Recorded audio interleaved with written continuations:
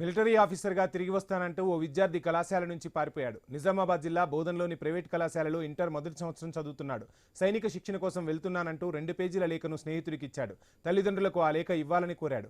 ఆ విద్యార్థి బ్యాగ్తో బోధన్ బస్టాండ్ నుంచి మహారాష్ట్రకు వెళ్లినట్లు సీసీ కెమెరాలో దృశ్యాలు రికార్డయ్యాయి. అర్జున్ స్నేహితులు ఇదే విషయాన్ని చెబుతున్నారు. ప్రేమ వ్యవహారం కూడా ఉందన్న అనుమానాలు వ్యక్తమవుతున్నాయి.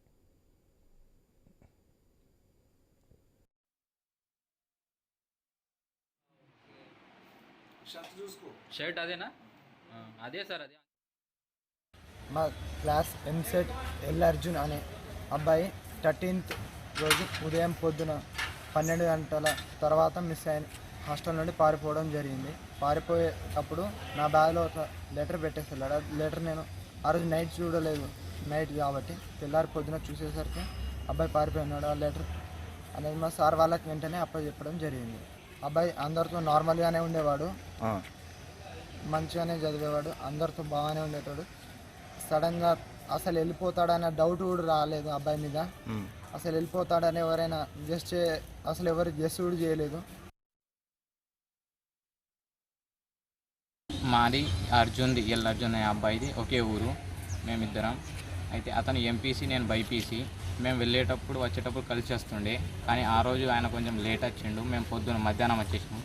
ఆయన రాగానే ఫీజు 10,000 తెచ్చింది కట్టేసిన తర్వాత రిసీప్ట్స్ మాకు చూపెట్టిండు. రిసిప్ట్ చూపెట్టిన తర్వాత ఫైన్ రిసిప్ట్ చూపెట్టిన తర్వాత ఇది ఏమనలేదు, డల్గా ఏమనలేడు. కొద్దిసేపు బాగానే ఉన్నాడు. మధ్యాహ్నం స్టడీ దగ్గర నుంచి కొంచెం డల్గా ఉన్నాడు. ఏమైందిరా ఇంటి దగ్గర నుంచి ఇలా వచ్చావు డల్గా అంటే ఏం లేదని చెప్పిండు.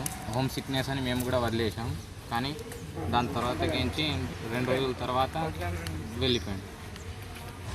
మన 13వ తేదీ మా విద్యార్థి ఎల్ అర్జున్ మా కాలేజీ నుంచి మిస్ కావడం జరిగింది.